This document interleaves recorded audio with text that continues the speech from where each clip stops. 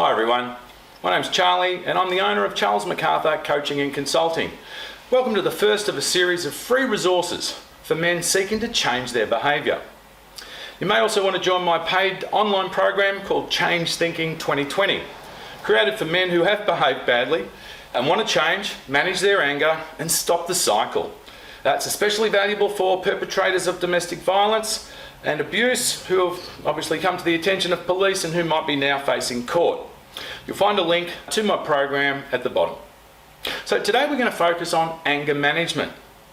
Where anger comes from, how to address it, and a good bonus, a proven exercise in self-hypnosis that you can use at home to kickstart your anger management journey towards a happier, healthier, and more composed individual. So let's get started. Let me ask you a question. How do we as men control anger, or as they say, engage anger management in our daily lives? Have you got any techniques? Anger is one of the most damaging emotions going around, and it causes so much trouble in so many families. Anger can put you behind bars if you don't get it under control. In fact, if you don't get it under control, well, you join a group where this can actually be a pretty likely outcome. Now, if you suffer from not having your anger under control, well, you need an anger management program, and I'll tell you why. Because it means currently you lack the tools, the strategy and awareness and the skills to gain control of your behaviour.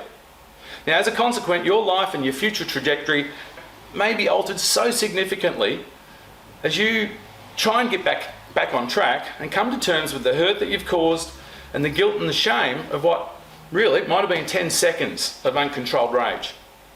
10 seconds of uncontrolled rage can ruin your life, okay, and ruin the lives of those that you're supposed to care about. So it's just not worth running the risk, especially if you know you're like a firecracker ready to go off. So this is your chance, okay? If you want a good life, stick around and get this information.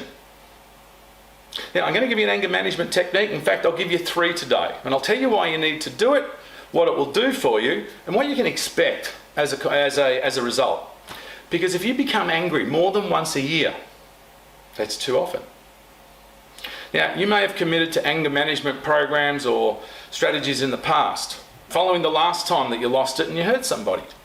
You might have had to rebuild that trust that you've lost because you couldn't manage your anger. And you're losing people left, right and centre because of it.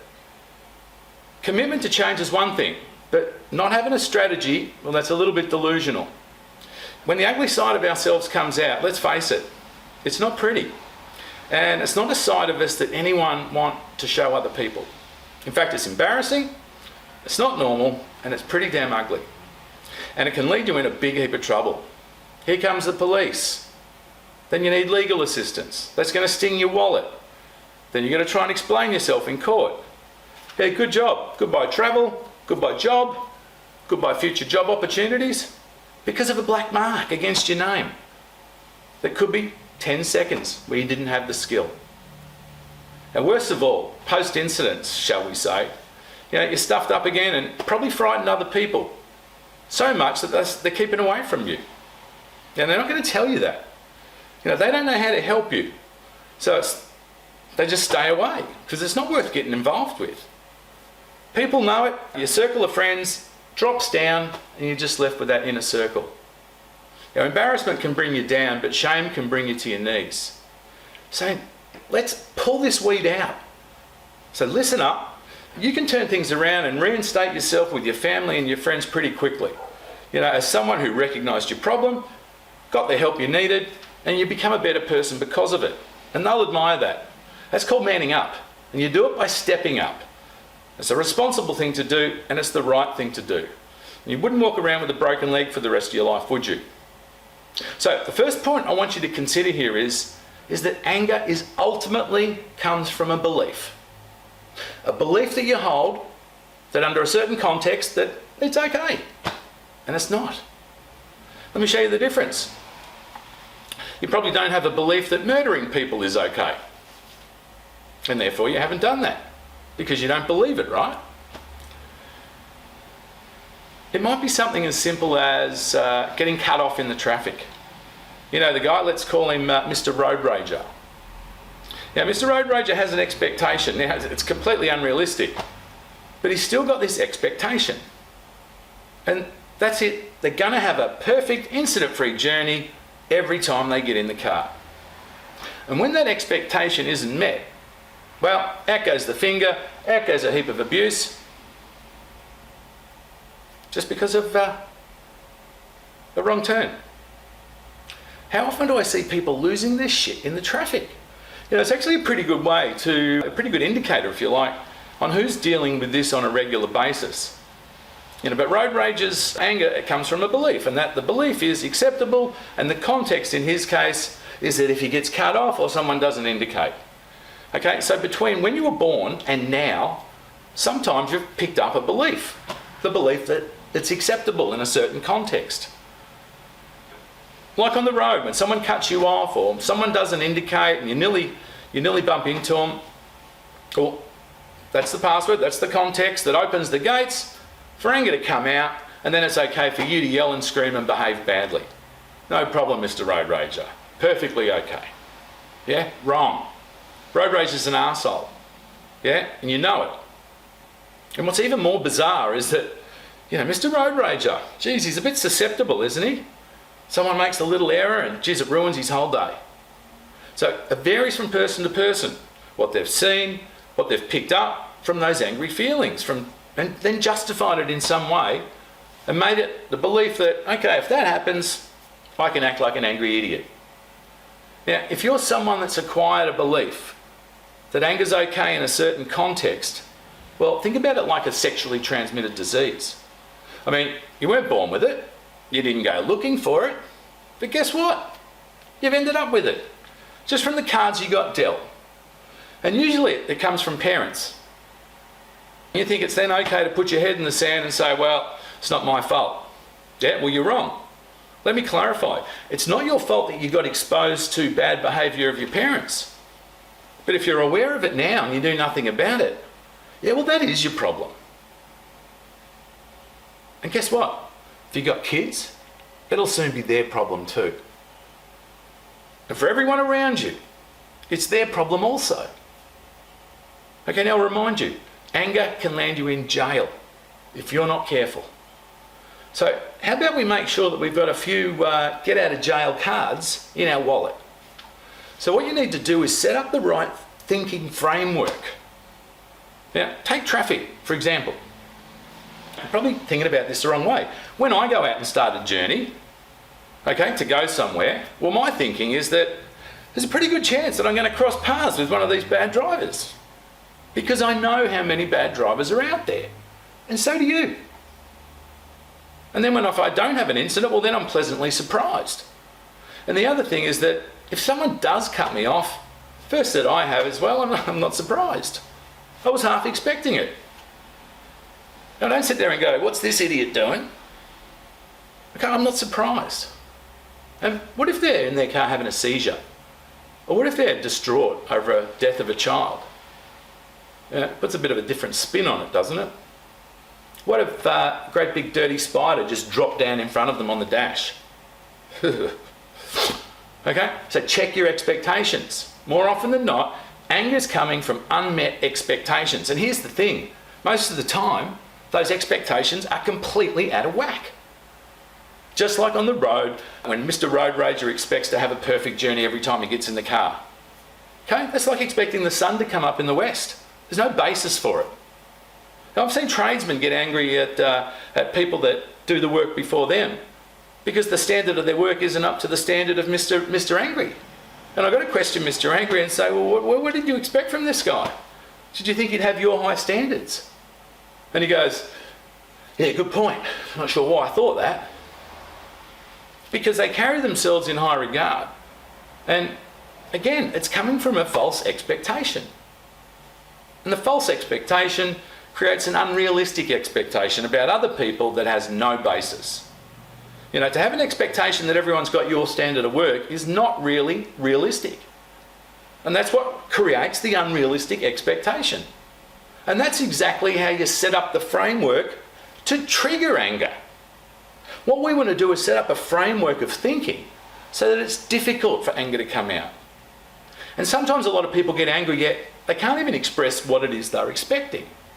And then if someone doesn't deliver it, well, the other person's got no idea about the fire they're playing with. Okay, so that's a bit of background. Now, let's give you some tools. So the first tool for your anger management toolbox. One of the things I take it with me everywhere. It really helps me. And that's to have the belief that whatever happens, I'm not surprised. I'm not surprised. So when something happens to me, first thing, someone cuts me off or I hit some roadworks when I'm already late, I sit there and say to myself, I'm not surprised. You know?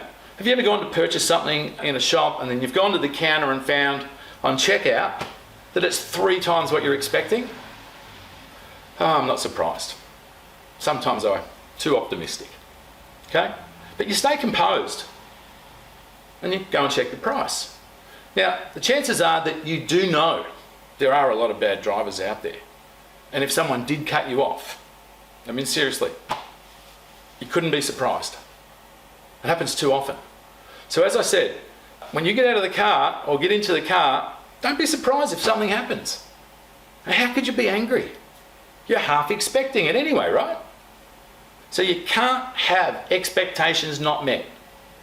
Can you see how this starts to close the window of opportunity for anger?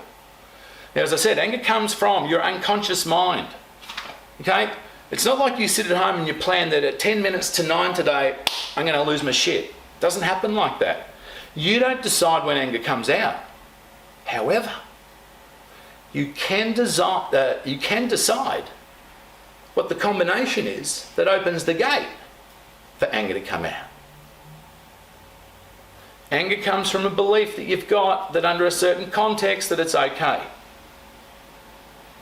So the first thing you need to accept consciously is that it's destructive, it hurts people, and it can land you in a big heap of trouble. And it makes you look like a fool. Now the second tool for anger, management toolbox. Okay, and this is another diffuser. I like to use it, it's a special word, it's a unique word. And this word will chill you out. And it's spelled N-Y-A-A. Yeah. And what does yeah mean? I'll tell you, who cares? Life goes on. Life's full of hurdles and roadblocks.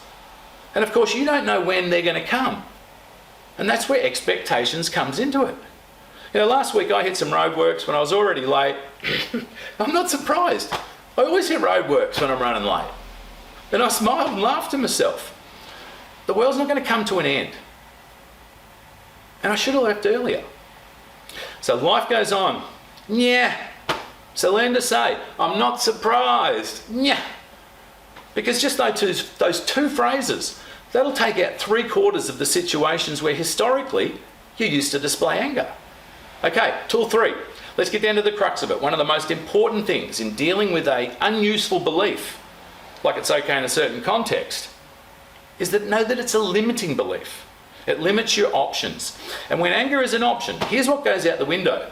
Understanding, empathy, patience, tolerance, acceptance, curiosity, confusion, indifference. All these alternative ways to respond are no longer an option when you're holding the angry card. I don't know anybody that's got in trouble with the authorities for being understanding, empathetic, and patient. Now, believing anger is an option in a certain context limits your options, and it rules out so many other possibilities. It's like you're a bit of a robot. So how do we replace a limiting belief with one that's not working for us with a belief that does work for us? Here's one. I'm a cool, calm, and collected man, and I will be for the rest of my life. Now, the first time you hear that, you might say to yourself, well, Charlie, I'm not really a cool, calm, collected guy. No, not yet. Not yet. Not the first time you hear it. What we need to do is build up the evidence that supports that belief. You only just got the belief. So one of the things I get to do with my clients who experience anger more often than they should, which I remind you is more than once a year, it's too much, is repeat the statement that I just said. I'm a cool, calm, and collected man, and I will be for the rest of my life. And I ask them to say that statement in a very special way, and I'll just explain it to you. Now, in the statement, I'm a cool, calm and collected man and I will be for the rest of my life. From memory, I think it's got about 17 words in that sentence. Okay? And what I ask my clients to do, once in the morning, once at lunchtime and once in the evening, not hard, right? Is say that sentence 17 times. But there's a special way I want you to say it. When you say, I'm a cool, calm and collected man, and I will be for the rest of my life, what I want you to do is emphasise the next word every time you say the sentence. Now, I'll give you a demonstration. I'm a cool, calm and collected man, and I will be for the rest of my life. I'm a cool, calm and collected man, and I will be for the rest of my life. Notice the tone down. I'm a cool, calm and collected man, and I will be for the rest of my life. Notice the pace is slower. I'm a cool, calm and collected man, and I will be for the rest of my life. I'm a cool, calm and collected. Okay, so you get the idea. What we're doing is we're emphasising the next word every time we say the sentence. Okay? That's not hard, right? That's pretty simple. Okay? And every time you say it, at the very end, you'll be on the last word. I'm a cool, calm and collected man and I will be for the rest of my life. That's when you know you've got to the end of the exercise. So back to work, off to lunch, whatever you got to do. Doesn't take long. So what we're doing is we're getting you to follow the next word every time you say the sentence, because what you're doing is distracting your conscious mind. Your conscious mind's got to keep track of the word, right? Meanwhile, your unconscious mind is just soaking up that statement 17, 34, 51, 50 odd times a day. And that's a good thing. 50 odd times a day, and that will start to have an impact on what you believe about yourself. Now, this technique is from hypnosis, which is a key tool. It's a tool that you don't currently have in your toolbox. And the reason it works is what it does, it gets alignment between your conscious mind and your unconscious mind. And that's what we do as hypnotists when we help people to give up smoking. We get alignment between the conscious and the unconscious mind so that everybody's on the same page. Now, if you want a better life, here's how you get there. And if you've ever been told what to do, but not been explained how to do it, well, it can be pretty frustrating. Now you've got the how. Okay, and it's not rocket science, is it? So now let me tell you about the mind. You know, whatever belief or idea you got floating around in your head, consciously or unconsciously, you will start to look for evidence to support that belief. And it doesn't matter whether it's a good belief or a limiting belief, it'll just search for some evidence. Now, if you've ever said, yeah, I'm a bit of a hothead, or yeah, I've got a bit of a temper, well, that's exactly the wrong thing to say. And it also explains why you're watching this video now. So, if you want to start a program where you're going, I'm a cool, calm and collected man, and I will be for the rest of my life, and you start that tomorrow, better still, start it today, your unconscious mind will go looking for evidence. The more evidence, the stronger the belief. Now, if you go through one day without losing your shit, we would call that one day of evidence. Evidence that you're a cool, calm and collected man. And by the time you go 2, 3, 5, 7 times, you've done it for a week, well, it's starting to grow in strength. So we need to continue to build that up. Build up the belief that you're a cool, calm and collected man. And the longer it goes, the more belief you're going to get. After 3 months, you'll be pretty confident. When you believe that you're a cool, calm and collected man, you've got a much greater chance of acting like you're a cool, calm and collected man. And don't sound like a stressed out dude when you say it. Say it like you're a cool, calm and collected man. Lower tone and a little bit slower. Because what we're doing is we're setting your neurology, we're programming your nervous system and associating that belief with the fact you're a cool, calm and collected man. And every day that goes on, that strength will continue to grow stronger and stronger. Your belief in yourself will grow stronger as well. And what happens, that old belief that Anger's okay in a certain context, well, that will just start to deflate and wither away and die. Because you're a cool, calm and collected man. Now, if you get angry, you like that, I thought of this the other day, the bag in American Beauty, the bag that's just floating around with the wind. You know, you need to be a little bit more grounded. Have your feet on the ground. So it doesn't matter where the wind's blowing from. You're a cool, calm and collected man, and you will be forever.